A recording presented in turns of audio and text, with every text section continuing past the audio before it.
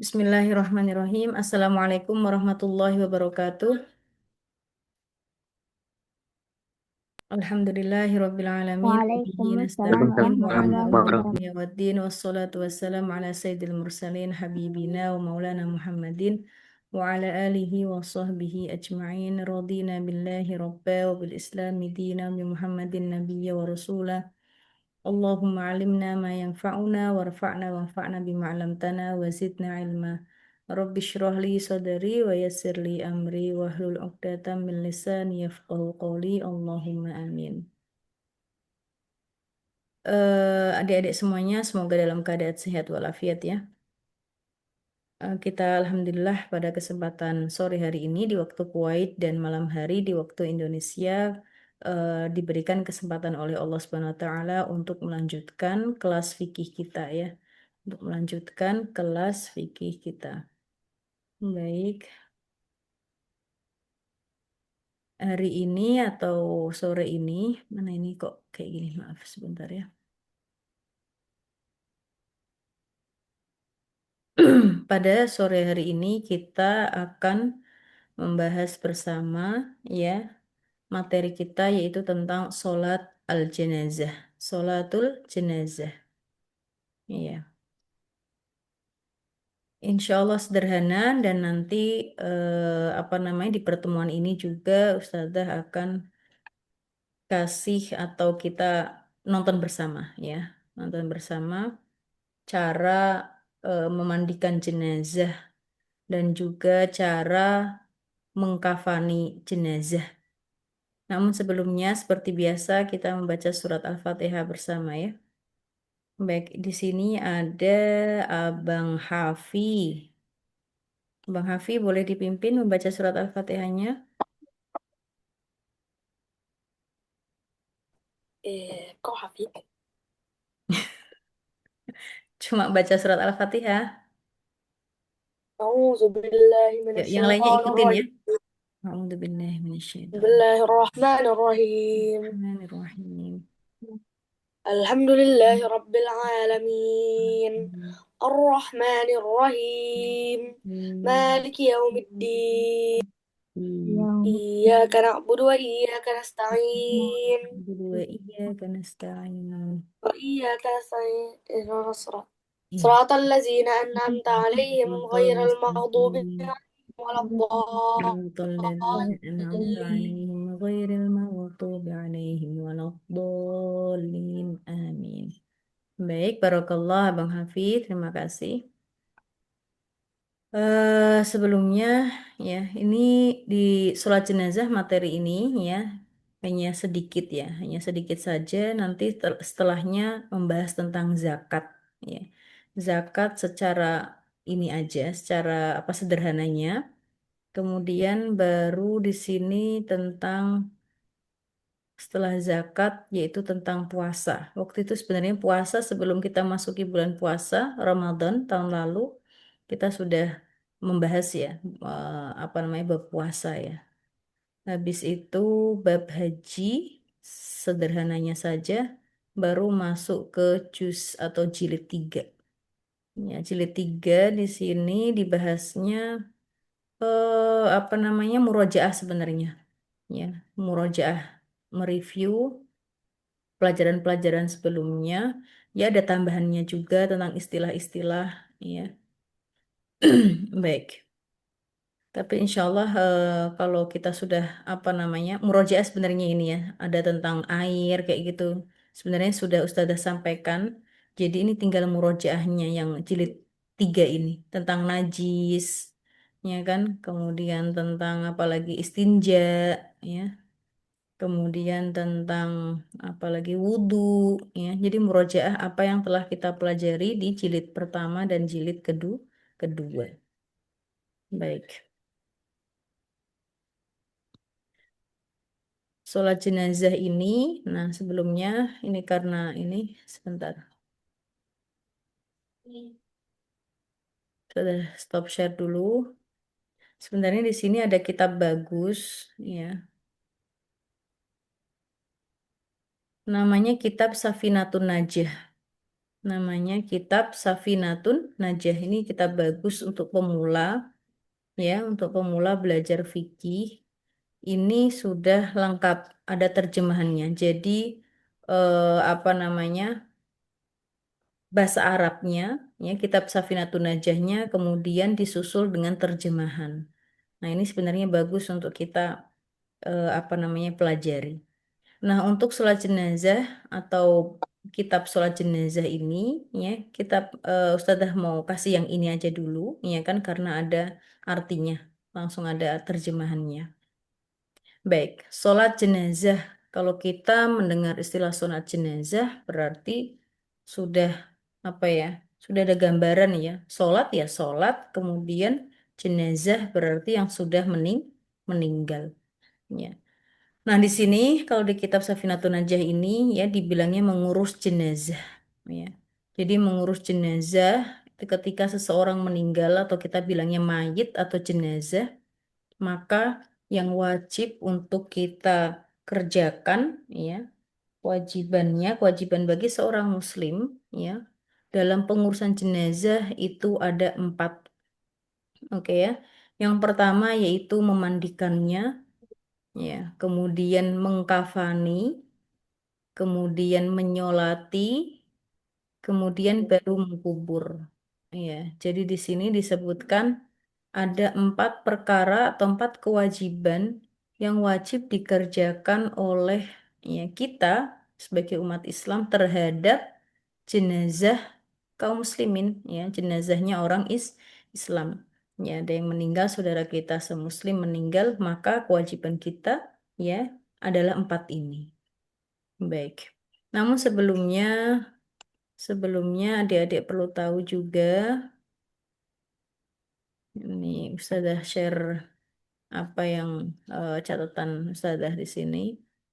Sebelum kita ke 4 perkara yang tadi adik-adik, maka kita perlu apa namanya, merenungi sabda Rasulullah Shallallahu Alaihi Wasallam.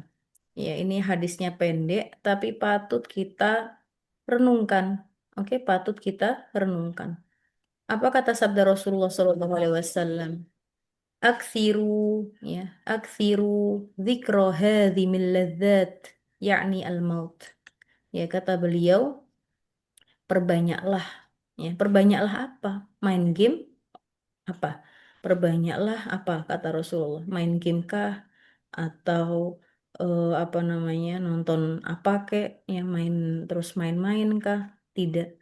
Ternyata Rasulullah Shallallahu Alaihi Wasallam menganjurkan kita, ya, memerintahkan kita untuk memperbanyak dzikra hadzimil ladzat, mengingat pemutus segala kelezatan. Mengingat pemutus segala kelezatan. Apa itu yang dimaksud pemutus segala kelezatan? Yaitu kematian, yakni al-maut, yaitu kematian.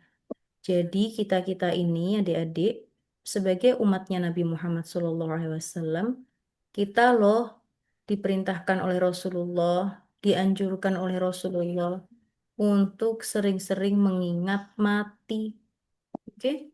Karena ya memang sejatinya kita nggak akan hidup di dunia kekal, tidak akan kekal di dunia ini. Pasti kita akan mati. Ya, setiap jiwa, ya, setiap jiwa atau setiap diri kita itu pasti mati. Dan seluruh makhluk Allah itu pasti akan fana atau apa? Ya, apa namanya? Nggak kekal gitu, nggak abadi. Ya. Jadi di sini hadis ini menganjurkan setiap muslim untuk memperbanyak apa? Mengingat kematian. Ingat adik-adik, mengingat kematian. Kita ingat kematian berarti dengan apa sih? Ya, kalau kita ingat mati, oh aku loh akan mati loh, ya kan? Karena mati nggak akan pandang usia. Ya, jadi jangan pernah mengira yang ditemuin kematian itu hanya yang sudah tua, tidak. Di usia-usia yang belum tua, bisa jadi kita, ya, bisa jadi kita lebih duluan meninggal daripada yang sudah tua, ya kan? Maka Dengan cara apa sih ya kita mengingat kematiannya, kematian kita ini? Ya dengan membekali diri, ya dengan berbekal, ya. Ya halnya sama seperti kalau kita misalnya naik gunung misalnya, mau naik gunung, ya kan pasti kita akan bawa bekal apa saja yang dibutuhkan kalau kita lagi adventure naik gunung atau kemana kayak gitu, ya kan pasti akan persiapan. Ya sama, ya kematian ini kita nggak tahu kapan, ya nggak tahu kapan Allah Ta'ala mematikan nyawa kita, mengambil nyawa kita. Ya kan, yang jelas kematian itu pasti. Ya, setiap diri kita pasti akan mati. Maka kita perlu membekali diri kita. Ya, membekali diri kita dengan apa? Dengan amal soleh, dengan memperbanyak mengingat Allah, dengan yuk kita lihat kita sudah sholat belum, ya kan? Memperbagus sholat kita, ya kan? Terus dengan apa? Berbakti kepada orang tua kita. Dengan apa? Patuh terhadap guru-guru kita. Ya kan? Dengan apa lagi? Menjauhi hal-hal yang tidak bermanfaat. Menjauhi hal-hal yang sekarang tuh game banyak ya. Yang game aja hidupnya. Ya, buat apa? Mati dalam keadaan main game. Ya kan? Semoga kita tidak termasuk ya ke dalam golongan tersebut. Ya kan? Jadi kita ingat, oh kita akan mati nih kayak gitu. Ya kan? Bukan berarti Ustazah melarang kalian untuk main game, enggak apa-apa. Cuma ingat ya, ingat oh ini sudah lama, ini sudah kelamaan ini enggak boleh. Ayo kita sholat. Ayo. Jadi ingat-ingat hal-hal yang baik ya karena kita akan mati nih kayak gitu. Nah, di sini disebutkan bahwasanya mempersiapkan diri menghadapinya melalui bertaubat. Nah, ya kan? Kita tentunya sering melakukan kesalahan, ya kan? Sering kali melakukan kesalahan, maka kita bertaubat ya dengan cara beristighfar. Astagfirullahaladzim. Astagfirullahaladzim. Astagfirullahaladzim. Hmm? Kabel apa? Kasih. Astagfirullahaladzim. Ya kan? Kemudian apa namanya? Berdoa kepada Allah, ya Allah, ampunilah aku, ya Allah, ya kan? Kemudian perbaiki ya sholat kita, perbaiki ya apa-apa yang menjadi ridho Allah Subhanahu wa taala. Kemudian kita beristiqomah adik-adik, ya kan? Kita bertaubat tapi habis itu kita nggak berusaha untuk istiqomah, ya. Kita sudah apa namanya misalnya bertobat hari ini habis itu nanti ini lagi terus-terusan kayak gitu. Ya, kita berusaha untuk istiqomah. Istiqomah itu apa? Ya berusaha untuk terus mengerjakan sholat yang benar, berusaha untuk mengerjakan ya kan amalan-amalan yang lainnya, amalan-amalan soleh yang lainnya, termasuk istiqomah dalam belajar seperti ini, ya, mencari ilmu seperti ini. Oke ya? Apalagi ya ilmu fikih, ilmu agama, ya kan? Ini banget begitu layak untuk dipelajari bagi kita setiap muslim, ya kan? Apalagi sebagai bekal untuk akhirat kita. Karena sejatinya kehidupan kita nanti di akhirat. Ya. Kehidupan kita di mana, Dek? Di akhirat, bukan di dunia. Di dunia ini hanya kayak jembatan aja, sebentar doang, singgah doang. Baik. Kemudian anjuran ini, ya kan, anjuran dari Rasulullah untuk memperbanyak mengingat kematian ini berlaku bagi kita semuanya, adik-adik. Ya kan, nggak dilihat hanya orang tua saja, atau hanya laki-laki saja, enggak.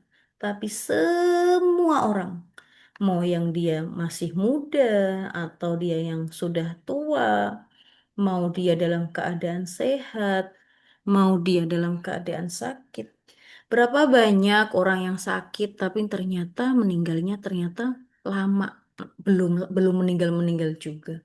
Dan berapa banyak orang yang masih kelihatannya seger sehat tapi yang ternyata meninggal duluan daripada yang sakit. Ya, ini renungan renungan buat kita. Ya kan karena ajal atau kematian itu adalah rahasia Allah Subhanahu wa taala. Itu secretnya Allah, nggak dibagikan, nggak dikasih tahu ke kita. Tujuannya apa? Salah satu tujuannya mungkin ya untuk kita ayo berbekal, ayo kita siap-siap. Ya kan? Karena kematian bisa menjemput siapa saja dan kapan saja. Mau kita kabur di mana saja, kalau memang sudah saatnya meninggal, kita akan meninggal. Oke, ya? Mau siap dan nggak siap, kita akan meninggal. Kita perbanyak doa, setelah itu perbanyak doa. Ya Allah, matikanlah kami atau matikanlah aku dalam keadaan yang Engkau ridhoi. Ya Allah, matikanlah aku dalam keadaan yang engkau ya apa namanya ridhoi tadi dan husnul khotimah. Ya, matikanlah aku dalam keadaan husnul khotimah. Baik, itu ya adik-adik ya. Jadi kita yang pertama diminta atau dianjurkan disuruh oleh Rasulullah untuk memperbanyak mengingat kematian. Baik. Nah, kalau saat nih orang yang sedang mau sakaratul maut adik-adik. Jadi ketika meninggal itu adik-adik ada keadaan orang tersebut ya atau kita nanti ya ketika mau meninggal kita akan mengalami yang namanya ihtidor. Ihtidor. Ihtidor itu apa? Ihtidor itu adalah keadaan bentar, Ustazah ini mana ya?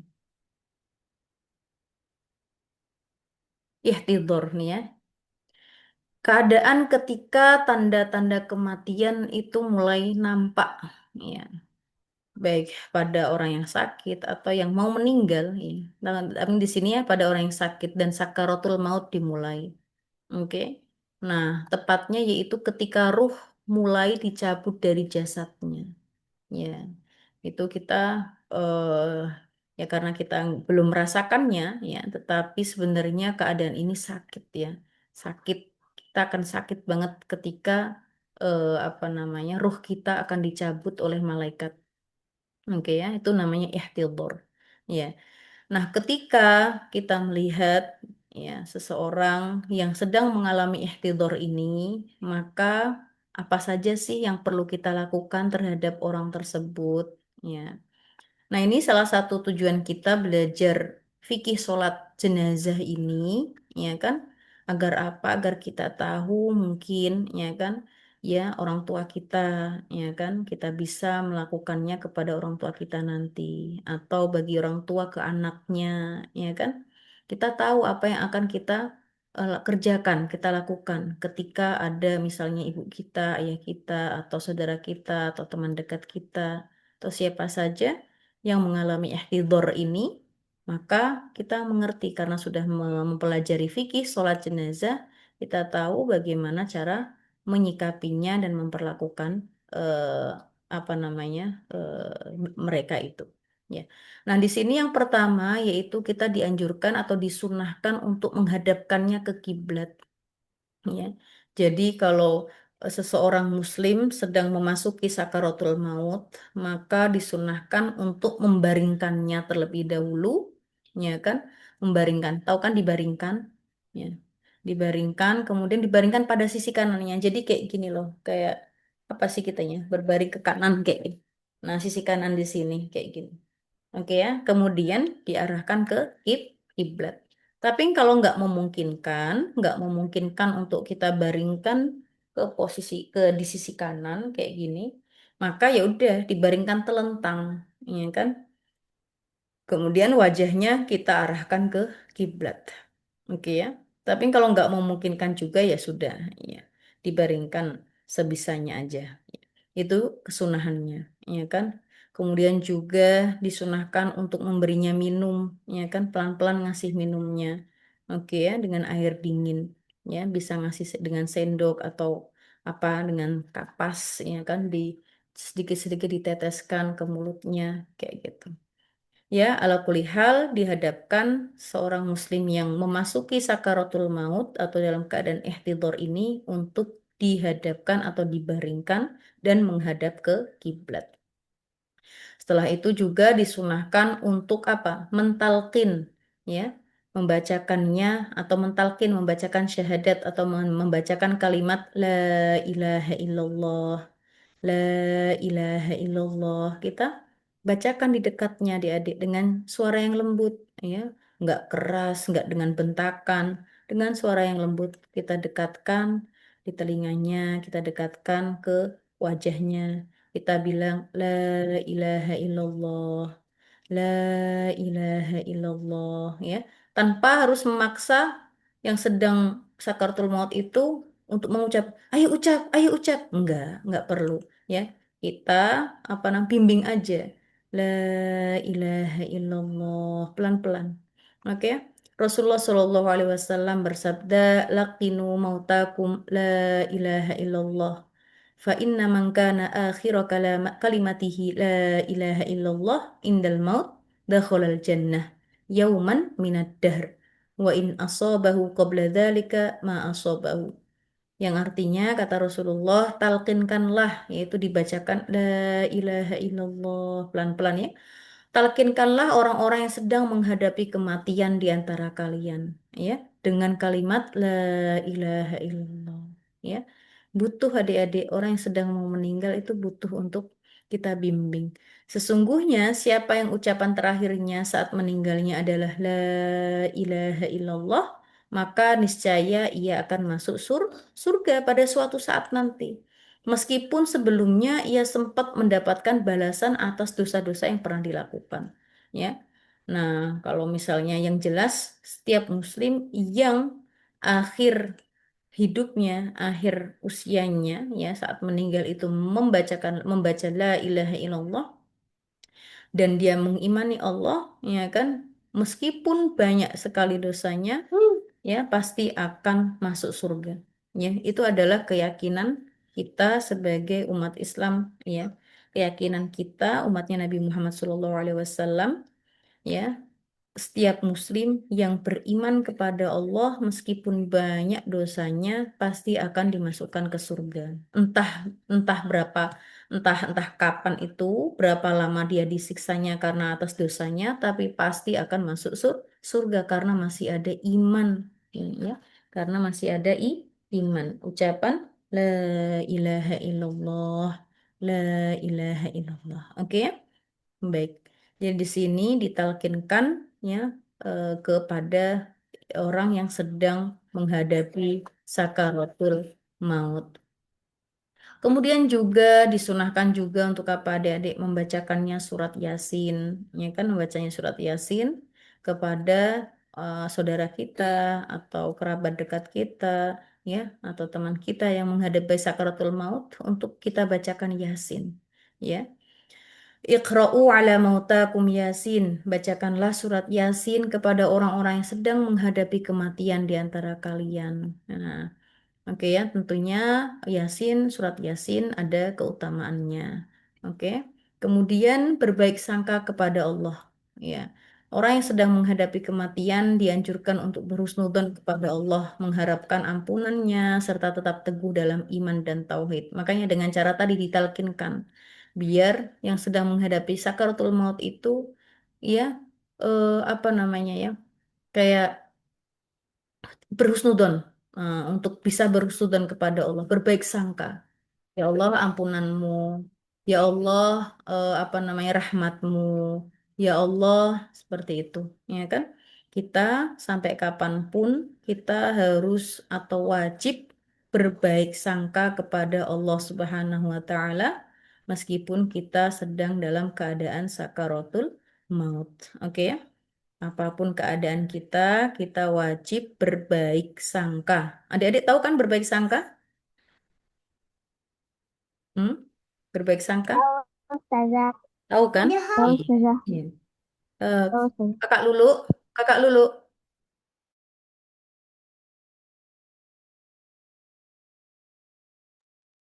Baik, ya, wajib berbaik sangka kepada Allah Subhanahu wa Ta'ala, ya kan?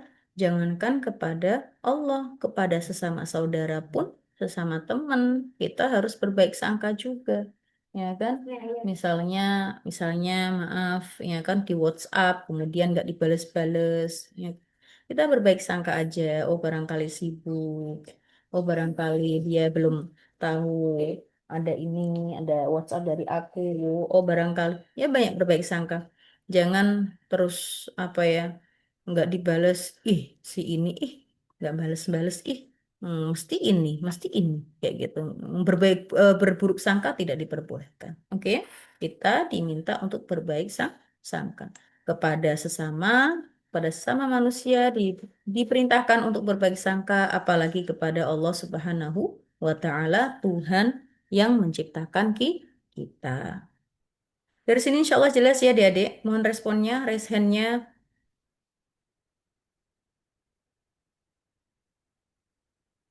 Mana raise hand-nya? Yang lainnya? Yang lainnya mohon. Abang Zaidan, Abang Hafi, Abang Richard, Abang Aska, dan Abang Oboy, apakah menyimak? Ya Ustazah.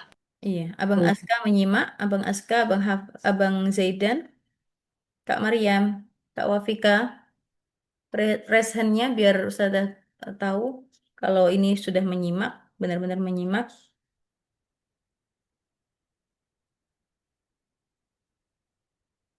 Baik. Kemudian hal-hal yang dianjurkan dilakukan setelah seorang muslim wafat tadi kan dalam keadaan sakaratul maut ya kan menghadapi kematian. Kemudian beneran meninggal ini, sudah meninggal. Maka disunahkan bukan yang wajib ya. Yang diwajib itu yang empat tadi. Yang wajib yang tadi sebagaimana apa namanya? Empat perkara tadi itu yang wajib. Ya kan? Adapun yang disunahkan apa? Yang disunahkan pas sudah meninggal disunahkan apa? Ya kan, ketika menghadapi sakaratul maut itu sebenarnya sakit tadi adik. Sakit dan waktu pas ruhnya sudah diambil, biasanya orang yang sudah yang meninggal itu pasti akan terbelalak matanya. Kayak gitu. Ya kan? Maka kita ya kan yang berada di dekatnya disunahkan untuk memejamkan matanya. Oke? Pejamkan matanya. Biasanya juga ketika terbelalak mulutnya pun terbuka menganga kayak gitu. Maka kita disunahkan juga untuk menutupnya. Oke ya, untuk menutup mulutnya yang terbuka agar nggak terbuka ditutup pelan-pelan. Baik, kemudian biasanya Ustazah, itu ya belala artinya apa saja? belala itu kayak gini lah matanya, kayak gitu. Ah, Paham kan? Kayak gini, kayak nggak apa namanya? Matanya terbuka.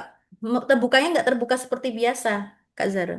Kalau kayak gini kan terbuka biasa. Kalau terbelalak tuh sampai ah, kayak gitu loh. Nah, kalau ketika kita kaget kan gini, kayak gitu. Paham ya? Itu saking dahsyatnya, ya. dahsyatnya ruh kita dicabut oleh malaikat pencabut nyawa. Oke, saking sakitnya, ya. Baik, kemudian, eh, nah pas waktu dicabut itu badan itu tegang ya, badan itu tegang. Oke, nah pas tegang kan pasti ada yang kayak gini atau yang kayak gini atau apa kayak gitu. Itu dikembalikan lagi, dilenturkan pelan-pelan, ya kan? Anggota yang tadi kayak gini dikembalikan pelan-pelan, ya kan? Kalau nggak bisa ya sudah dibiarkan. Itu disunahkan aja, ya kan? Pelan-pelan ke posisi yang semestinya. Oke ya, ke posisi diturunkan, misalnya tangannya kayak gini, diturunkan pelan-pelan. Itu kalau bisa, ya kan? Nggak dengan nggak dengan apa ya keras enggak. Oke ya. Kenapa aku pencet? Oh, ini nggak bisa mungkin. Paham ya? Habis itu baru kita lepaskan bajunya, ya kan? Kita lepaskan bajunya, lalu ditutup kembali dengan kain. Oke, ditutup dengan kain menutupi ya badannya itu. Kemudian diarahkan ke kiblat. Baik. Nah, hal itu ya disunahkan juga atau sebaiknya yang ngelakuin hal-hal yang sunnah ini ya kan oleh kerabat yang bisa merawatnya yang memang lembut eh, dalam merawat si mayat ini. Oke ya. Baik. Kemudian baru masuk ke yang kewajiban. Ya, tadi kan sunnahnya, ya kan apa yang dianjurkan untuk dikerjakan, ya kan, ketika saudara kita atau siapa, saudara semuslim kita dalam keadaan sakaratul maut. Jadi sebelum meninggal, apa saja tadi, ya kan, seperti membaringkannya, ya kan, tadi ya, membaringkannya di sisi kanannya ya dengan menghadapkannya ke kiblat. Kemudian kita talkinkan, kemudian kita bacakan surat Yasin dan kita bimbing dikit-dikit kita kasih apa ya? Nasihat kasih ini ya, kasih ucapan yuk berbaik sangka kepada Allah, yuk berbaik kayak gitu, ya kan? Kemudian pas meninggalnya maka disunahkan untuk memejamkan matanya, ya kita pejamkan, kemudian kita tutup mulutnya yang terbuka pelan-pelan, kemudian mengembalikan posisi anggota tubuhnya ke semula pelan-pelan semuanya. Baru dilepaskan bajunya dan ditutup dengan kain. Nah, setelah meninggal, ya kan, yang wajib ini baru wajib ada 4 perkara ya yang wajib dikerjakan itu ada 4 perkara. Wajibnya di sini wajib dengan fardu itu same meaning ya, sinonim ya, satu makna. Wajib dengan fardu itu satu makna. Kalau adik-adik mendengar istilah wajib yaitu fardu. Kalau mendengar istilah fardu yaitu wajib. Oke? Nah, kewajiban 4 perkara yang akan kita sebutkan itu adalah kewajiban kifayah atau fardu kifayah. Ya, sudah sering kan Ustazah menjelaskan fardu ain dan fardu kifayah. Coba responnya. Sudah pernah mendengar kan fardu ain dan fardu kifayah, Kak Hafsah? Iya, Ustazah. Iya. Fardu ain itu yang bagaimana Kak Hafsah kira-kira ya? Far- Fardu ain itu yang dikerjain sama semua orang. Ustazah. Ya, masing-masing, setiap individu. Kalau Oke, itu fardu ain. Contohnya seperti ya, apa fardu Ustazah. ain?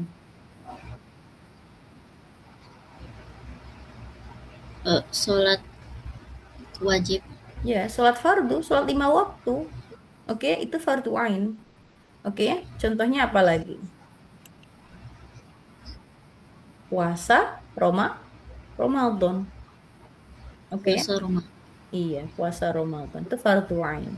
Nah, fardu kifayah yang sudah kita pernah bahas itu contohnya seperti apa? Selain ini kan mensolati jenazah atau yang 4 perkara itu kan baru kita mau bahas. Sebelumnya kayaknya Ustazah pernah nyampein ada yang dihukumi fardu kifayah. Kira-kira apa ya pembahasan kita waktu itu? Sholat Jumat. Bukan Jumat, sholat Jumat itu fardu ain bagi laki-laki loh.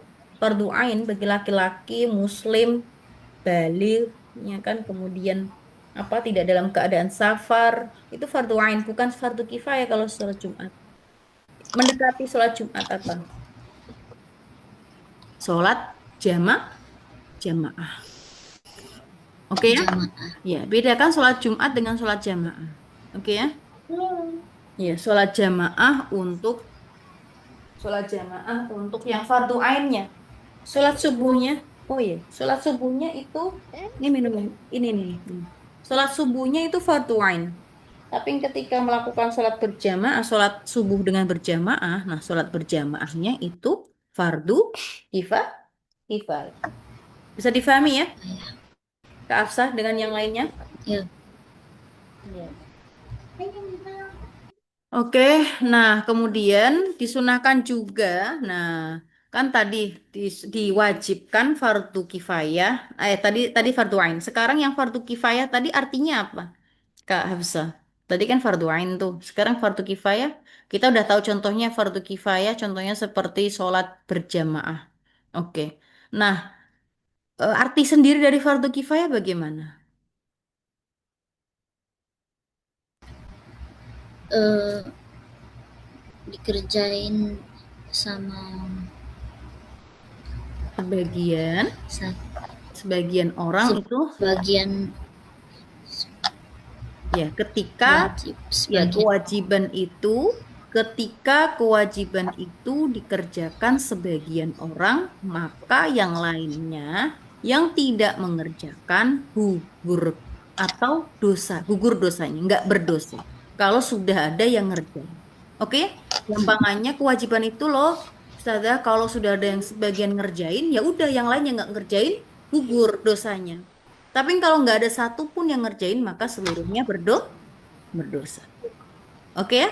Kak Hafsa ya? berdosa. Baik. Yang lainnya resen dulu, bisa difahami, menyimak Kak? Kak Aisyah, Kak Zahra, Kak Mariam, Kak Fatia, Kak Alfia.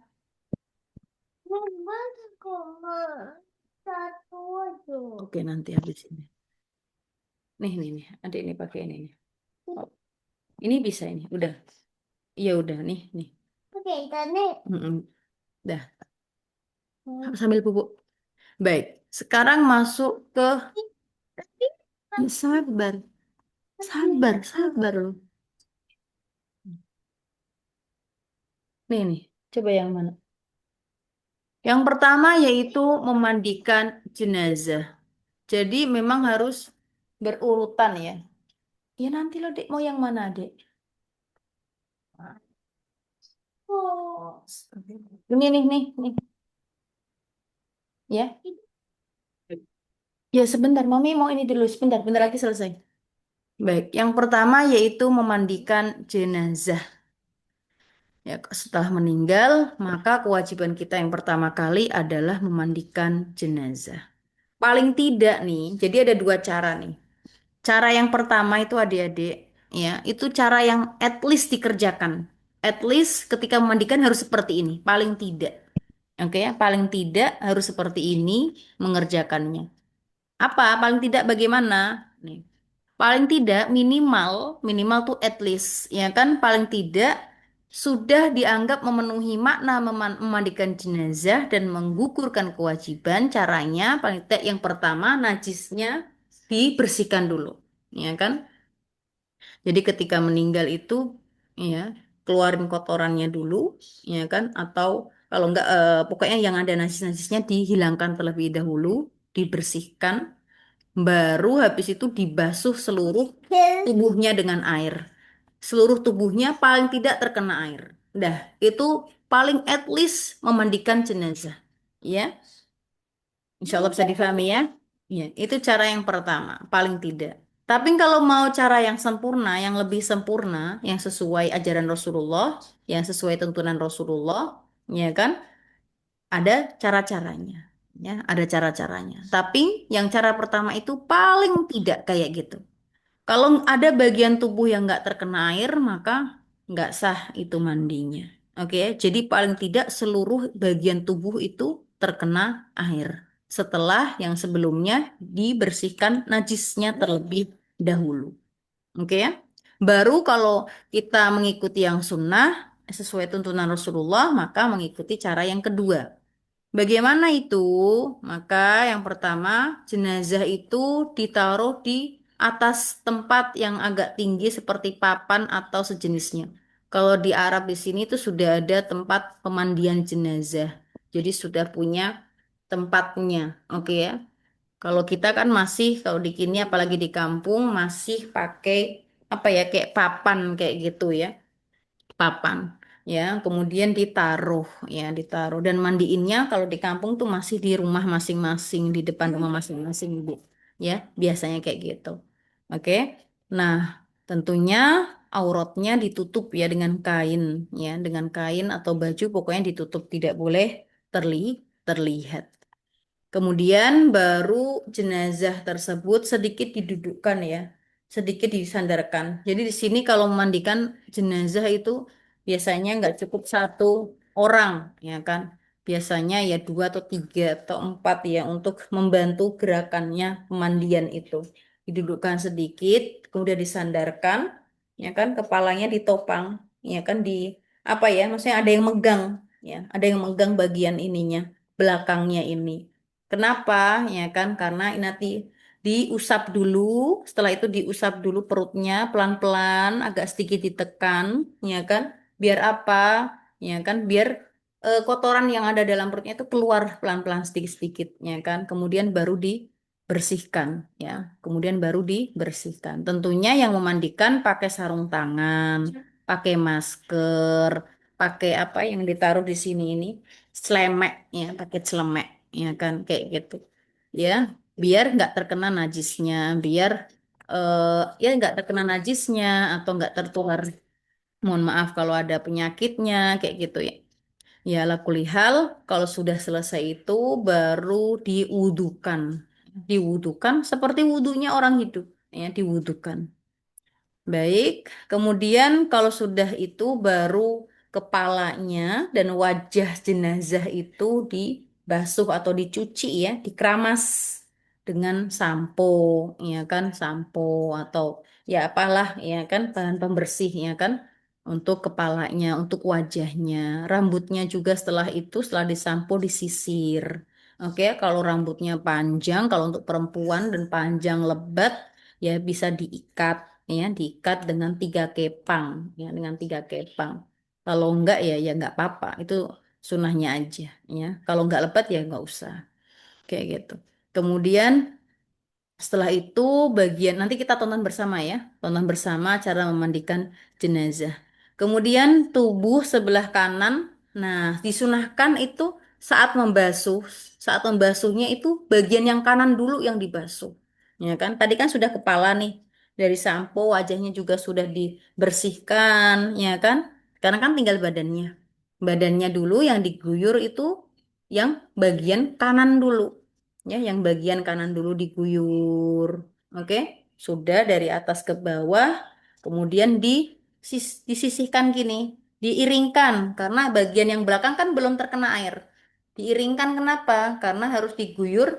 yang bagian sininya yang bagian belakangnya bagian kanan tapi belakang oke ya biar terkena air semuanya oke ya tentunya ini dalam keadaan ditutup loh ya semuanya badannya itu ditutup dengan kain jadi mengguyurnya ini ya kan apa namanya masih ada kainnya gitu. Nanti kita lihat ya, nanti kita lihat. Kemudian setelah bagian kanannya udah ya kan, kemudian baru bagian kirinya. Bagian kirinya kemudian juga sama diiringkan biar bagian yang kiri belakang itu apa juga terkena air, dibasuh juga. Nah, itu baru kalau sudah itu baru 1 kali basuhan. Baru 1 kali basuhan. Nah, sunahnya itu bisa 2 kali, 3 kali, ya kan? Itu disunahkannya ya 3 kali basuhan, ya 3 kali basuhan kayak gitu. Ya kan? Nah, disunahkan pula juga airnya itu dicampur dengan sidir. Sidir itu daun bidara. Nanti di search sendiri daun bidara itu yang seperti apa, ya kan? Itu disunahkan airnya itu dicampur waktu guyur tadi itu disunahkan dicampur dengan daun bidara. Kemudian tadi kan disunahkan yang 3 kali tuh, 3 kali basuhan. Nah, yang ketiga, basuhan yang terakhir itu disunahkan dicampur airnya dengan kafur atau kalau bahasa Indonesianya itu kapur barus ya, kapur barus. Baik, ya Rasulullah Shallallahu Alaihi Wasallam ketika anaknya yang bernama Zainab meninggal, oke, ini ya, hal ini berdasarkan hadis yang diriwayatkan oleh sahabiah yang bernama Ummu Atiyah. Ya, beliau berkata, Rasulullah loh datang kepada kami ketika kami sedang memandikan putri beliau, yaitu Zainab. Ya, Zainab meninggal, ya kan? Kemudian dimandikan ya para sahabat perempuan. Ya, Rasulullah datangin sahabat yang bernama Ummu Atiyah itu yang sedang memandikan putrinya. Kata Rasulullah apa? Igsilnaha salasan au khomsan au akthar min dalik in ro'aitunna. Mandikanlah ia 3 kali atau 5 kali atau lebih dari itu jika kalian memandang perlu. Ya, intinya disunahkan jumlahnya itu witir adik-adik. Witir itu adalah ganjil. Witir apa kan? Ganjil.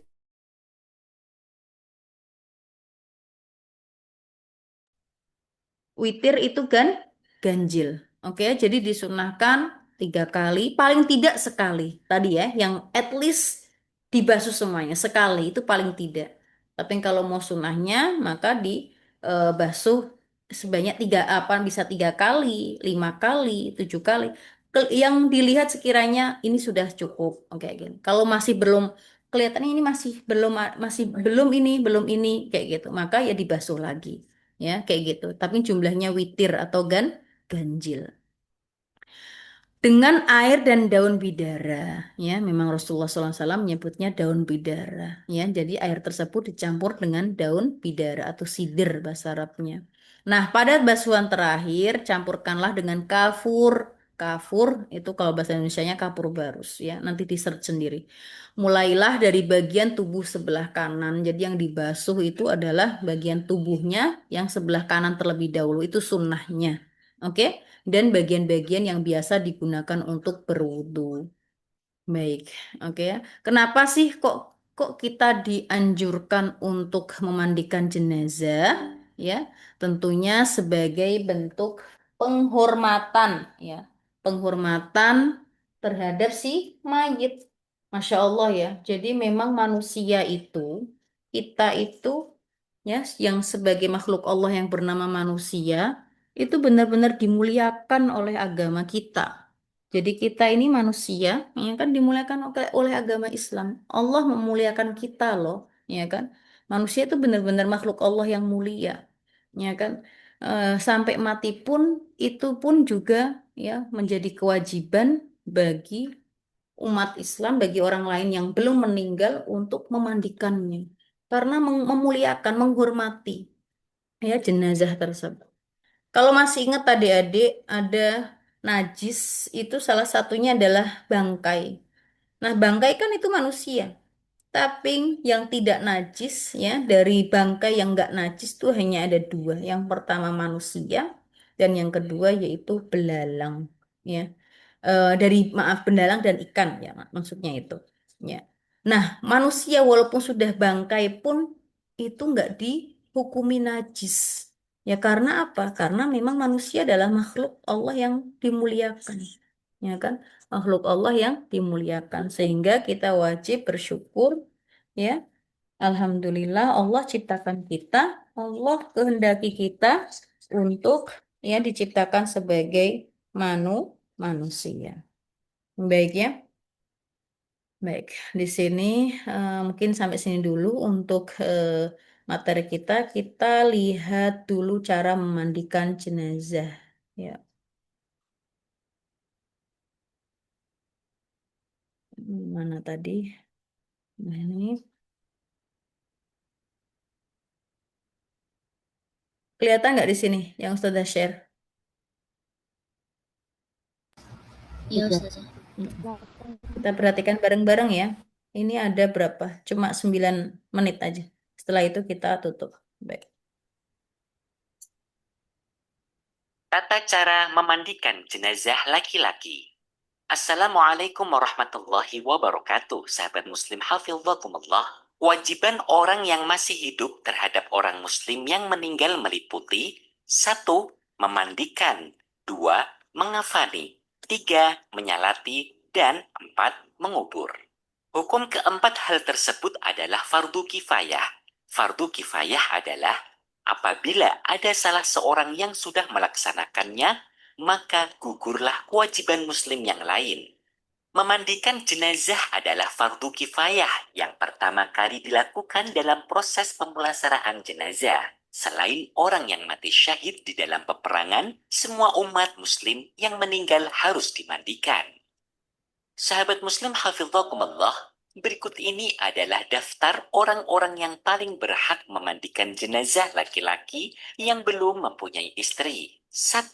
Laki-laki yang mempunyai hubungan waris as-shobah, seperti ayah, kakek, anak laki-laki, dan cucu laki-laki. 2. Laki-laki kerabat seperti Yang ini nggak apa-apa kita skip dulu, ya kan?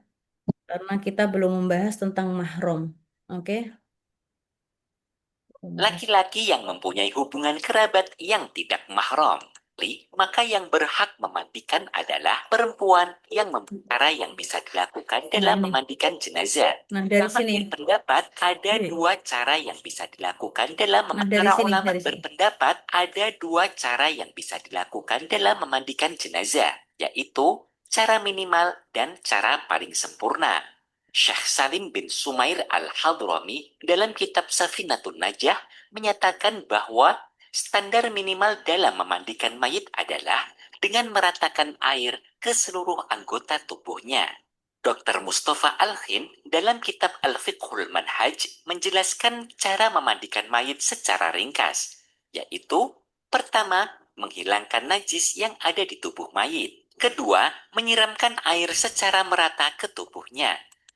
Nah, itu ya. Jadi itu cara yang minimalnya harus kita kerjakan ya ketika memandikan jenazah minimalnya. Paling tidak ya najisnya sudah kita hilangkan terlebih dahulu dan yang kedua meratakan air ke seluruh tubuhnya ya. Dengan seperti itu, kalau kita sudah memakai yang cara minimal ya berarti gugur kewajiban kita dalam sudah gugur ya, sudah lepas ya, sudah lepas, bukan gugur, sudah selesai kewajiban kita dalam memandikan. Tapi kalau apa namanya sesuai tuntunan ya berarti pakai cara yang kedua, cara yang lebih sempurna. Dan perlu diperhatikan ketika memandikan nggak terlihat auratnya ya, tetap tertutup seperti ini ya, adik-adik dikasih kain. Ini tujuannya kain ini batik ya atau kain jarik ya. Ya kan tujuannya kenapa nggak yang putih ya biar nggak terlihat auratnya. Ya kan kalau yang putih kan biasanya transparan. Nanti putihnya nanti kalau sudah diberi kafan. Oke ya. Baik. Apabila cara ini telah dilakukan dengan baik dan benar, maka mayit bisa dikatakan telah dimandikan dan gugurlah kewajiban orang yang hidup terhadap si mayit. Sahabat Muslim hafidhakumullah, berikut ini hal-hal yang perlu dipersiapkan dalam memandikan jenazah. Satu, siapkan tempat untuk memandikan jenazah seperti Nah, di sini kalau kita masih di kampung ya kan biasanya ya kayak gini. Jadi apa disiapin dulu kamar mandi apa kayak seperti kamar mandi ya. Ya, disiapkan terlebih dahulu kayak gini. Tapi kalau di Arab ini di Kuwait atau di Saudi itu sudah memang sudah ada tempat pemandian jenazah. Baik. kamar mandi rumah, kamar mandi jenazah, atau tempat yang dibuat khusus untuk memandikan jenazah tertentu. Tempat yang akan dibuat untuk memandikan jenazah tertutup dan beratap. Tentunya ya kan tempat pemandian jenazah itu harus tertutup ya. Dua, siapkan air, daun bidara, sabun, dan kamper atau kapur barus. Tiga, tutup jenazah dengan kain tipis semacam jarit atau sejenisnya. Hindari menggunakan kain putih karena ketika dimandikan, aurat atau kulit jenazah dapat menjadi tampak transparan. Empat, tebarkan parfum atau wewangian di sekeliling tempat pemandian. Lima, tutup wajah jenazah selama memandikan, kecuali jenazah yang dimandikan adalah orang yang meninggal dalam keadaan masih berihram. Maka menutup wajahnya tidak diperbolehkan. Enam, Yang sedang berihram itu berarti kalau sebentar adik, yang sedang berihram itu berarti kalau pas lagi umroh dan haji, dia ihram untuk umroh atau untuk haji, maka kepalanya kalau laki-laki tidak boleh ditutup. Oke ya. Nah, tapi kalau nggak dalam keadaan ihram, ya ditutup aja. Baik. letakkan jenazah pada meja atau tempat yang telah disediakan untuk memandikan. Apabila tidak ada tempat khusus untuk memandikan, Halo? Introducing Oh, ClickUp iklan, maaf. the world's first AI agents that natively Iya, iya, bentar collaborate di with skip. humans. Ya sebentar, adik ambil. Mami lagi di sini loh. sebagai alternatif, jenazah boleh dipangku oleh orang yang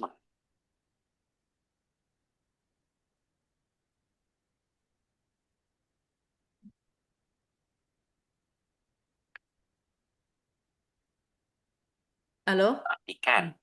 7. Orang yang memandikan adalah orang yang amanah dan bisa menjaga rahasia. Nah, ini penting juga ya.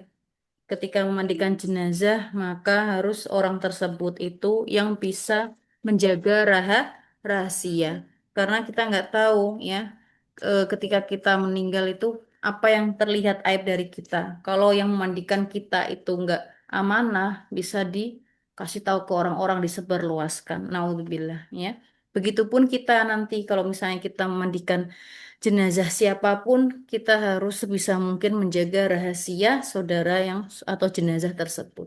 Oke ya? Hal ini sangat penting karena terkadang terdapat satu dua cacat atau kekurangan dalam tubuh jenazah.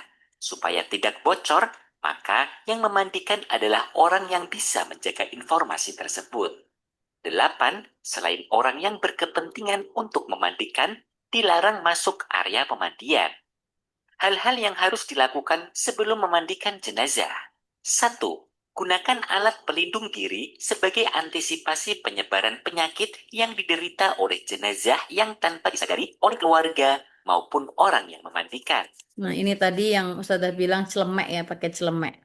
2. Bersihkan gigi dengan jari telunjuk kiri dan lubang hidungnya dengan jari kelingking dan memakai sarung tangan. 3. Bersihkan kotoran di bawah kukunya dengan benda yang lunak. 4. Bersihkan kotoran pada perut jenazah dengan cara A. Mayit diposisikan duduk agak condong ke belakang. Nah, ini tadi ya yang saya sampaikan, didudukkan sedikit, ya kan? Apa atau ada yang megang ya untuk mendudukkannya sedikit aja agak condong ya seperti mau duduk kayak gitu. Tekan perut mayit berulang-ulang secara lembut dan perlahan dari atas sampai ke bawah. B. Pada saat menekan perut jenazah bagian kanan, maka orang yang berada di posisi kaki mengangkat paha kiri mayit. Begitu pula sebaliknya. Pada saat menekan perut jenazah bagian kiri, maka paha kaki kanan jenazah diangkat. C. Apabila menyentuh aurat jenazah, maka wajib menggunakan alas atau sarung tangan. Untuk selain aurat, hukum menggunakan alas adalah sunnah. 5. Bersihkan seluruh najis yang ada pada jenazah. Jadi ketika kita mau bersihkan atau mau yang bersihkan najisnya yang ada di apa namanya kemaluannya, kita nggak boleh langsung apa namanya bersentuhan langsung kulit kita ya, nggak, tapi kita harus 6. memakai sarung Bersihkan tangan. kemaluan dan dubur jenazah dengan tangan kiri dan wajib menggunakan sarung tangan atau kain tipis. 7. Wudhui jenazah sebagaimana wudhunya orang hidup. Pada saat membasuh muka, kepala jenazah agak dimiringkan supaya air tidak masuk ke dalam mulutnya. Berikut Ya, ketika mewudukan pas wajahnya itu kan, kalau wudhu kan yang pertama dibasuh kan wajah kan, maka dimiringkan biar airnya nggak masuk ke hidungnya. ini niat wudhu untuk jenazah. Saya niat mewudhui mayit ini. Sahabat Muslim hafidhakumullah, setelah proses persiapan memandikan sudah selesai, berikutnya adalah proses memandikan jenazah. 1. Siram seluruh tubuh jenazah dengan air netral secara merata. 2. Nah, biasanya kalau di pemandian apa jenazah yang di Arab itu sudah ada selangnya ya. Nah, untuk air air yang nggak dicampur apa-apa itu pakai air selang diratakan, oke ya. Tapi kalau seperti ini biasanya ya pakai gayung. Iya, siapa? Ustazah, Hafal Ustazah. Hmm. Kata ayah saya, kalau syahid karena perang tuh Mm-mm. jangan dimandikan jenazah. Ya, Betul. Nah, ini tadi belum selesai Ustazah ininya. Kecuali yang syahid. Yang syahid nggak boleh dimandikan. Langsung dikuburkan dalam bentuknya. Ya kan? Tapi Ustazah belum sampaikan memang. Oke, Bang Hafi. Terima kasih. Lanjut video sebentar ya. Sampo kepala dan rambut jenazah. Kemudian disisir pelan-pelan agar tidak rontok.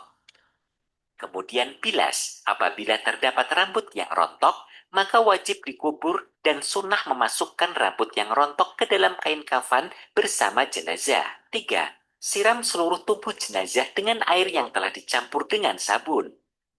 4. Siram seluruh tubuh mayit dengan air bersih untuk menghilangkan sisa sabun dimulai dari sebelah kanan, kemudian mayit dimiringkan ke kiri untuk menyiram bagian punggung dari arah kanan. Setelah menyiram bagian kanan, Jenazah dimiringkan ke kanan untuk menyiram bagian punggung dari arah kiri.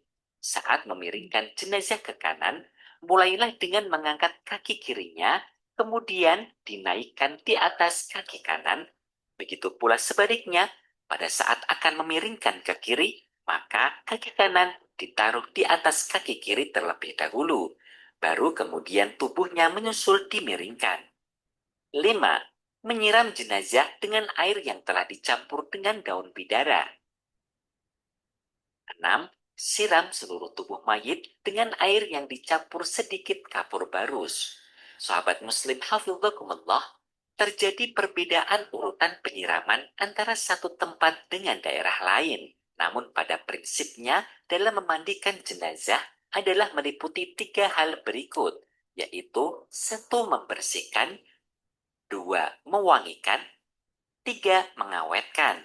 Penggunaan air netral adalah untuk membersihkan, menggunakan daun bidara atau sabun adalah untuk mewangikan selain untuk membersihkan. Dan kapur barus berfungsi untuk menjadikan tubuh jenazah lebih awet.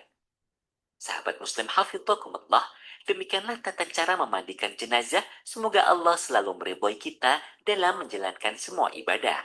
Amin. Wassalamualaikum warahmatullahi wabarakatuh.